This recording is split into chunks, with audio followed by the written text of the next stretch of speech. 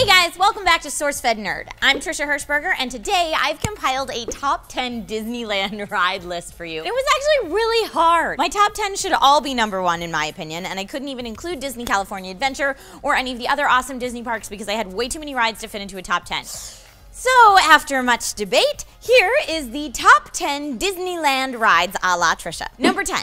Roger Rabbit's Cartoon Spin. It's a wacky ride in Toontown. My girl Jessica's there, and the line is always long, even if it looks short, so be forewarned. Once you go inside, there's plenty of time to be in line. But there's fun secrets. When you get to the door of the Ink and Paint Club about halfway through the line, if you're patient, Bongo the gorilla will come and talk to you. You'll see a lot of people knocking on the door, but that's just not necessary. Number 9. The Jungle Cruise. I know this is a ride that polarizes people, but I personally love the super old school animatronics and really bad jokes by your tour guide. If the older robotics do bug you, you can always take this cruise at night and everything looks a little bit more realistic. I say embrace the fact that this is a Walt original. Walt actually wanted to use real animals, but zoologists advised against it because the animals would be asleep too often and most of your cruisers might miss them. Yeah, that, and I personally don't want to cruise with old Smiley the alligator and a real hippo. Number 8. Mr. Toad's Wild Ride. Now, even as this ride is almost forgotten and even taken out of Disney World in Florida, Mr. Toad is still driving crazy here in California at Disneyland. The ride was originally intended to be a coaster, but Walt thought it might be too wild for Mr. Toad's Wild Ride. The shield above the entrance reads, Toady acceleratio semper absurda, which translated means, speeding with Toad is always absurd. And it is. Now, don't drink and drive or you'll go to hell. That's what I get from this ride, at least. Number 7. It's a world of laughter, a world of tears, of hope, of fears. You guessed it, it's Small World! I know, this is a ride that people love to hate. And I get that there's repetitive music and a plethora of creepy dolls, but I personally love it. The detail in the costumes, the reminder that we all have different wonderful things to share just makes me smile. And for those of you that are not fans, in the finale room, if you look up at the hot air balloon, there's a clown holding a help sign with a sad face on, so he's right there with you. Oh, and there are no security cameras in Small World, so get your making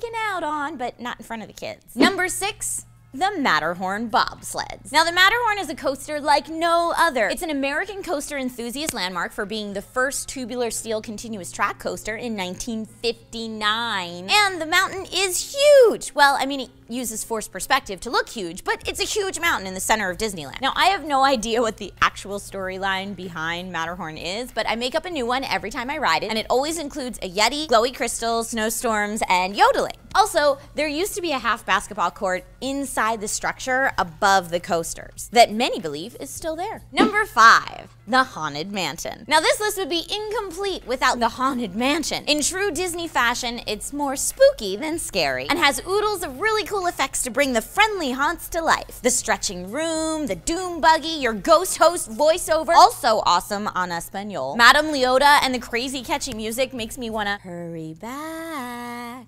Hurry back. And the hitchhiking ghosts get me every time. Tons of secrets and rumors are here in this ride, one of the coolest being in the ballroom scene, that the spider webs you see on the windows and on some of the glass are actually bullet holes from a deranged guest who came through with a .22 caliber. Yep, that's true. Also, the organ in the scene that the guy's playing on and all the ghosts are coming out of, that's actually a prop from the 20,000 Leagues Under the Sea movie that Disney produced. Is it really? Yeah. High five.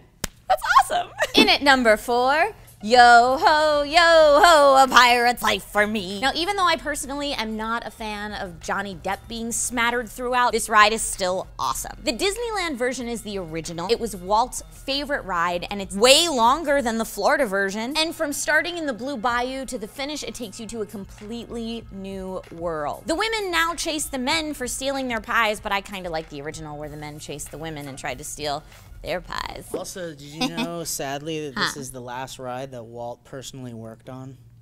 It's the last one? Yeah. Number 3, Space Mountain. Originally opened in 1977 and still going strong. Now, the thrill here comes not only from the many twists and turns and sudden drops that are the coaster itself, but from the dark atmosphere and the lighting effects within. You don't know where you're gonna go next. I don't know where I'm going next. You know it'll be a good time? So when you get towards the end of the coaster and you find yourself in a tunnel of stars, put on your best cheese, because that's when your picture's taken. Coming in at number 2, Indiana Jones. Okay, so this ride is awesome. It's fun, it's got some spooky parts, some thrill ride parts. The music gets you pumped up like nobody's business. Dun dun dun dun. And there's some crazy fun hidden secrets. Okay, when you're in line and you're in the room with all the crazy spikes, make sure to shake the hell out of that bamboo pillar and it'll sound like the room is about to crash all down around you and everybody else who's in line around you. They're gonna appreciate that. There's also hidden Mickeys everywhere and hidden Eeyores and other characters throughout. And rule of thumb, if a sign says don't pull rope, then you pull the shit out of that rope. Not once, but 3 times. Here's a cool tip about the Indiana Jones ride. The animatronic of Indy is actually not modeled after Harrison Ford. What? They did it as close as they possibly could, but they did not have the rights to use Harrison Ford's face. I love that. Thank you, Steve. That's really nice of you. Dun, dun, dun, dun, dun, dun, dun, dun, dun, dun, dun. Jesus! Let me pull it all together because here we are coming on in at number 1.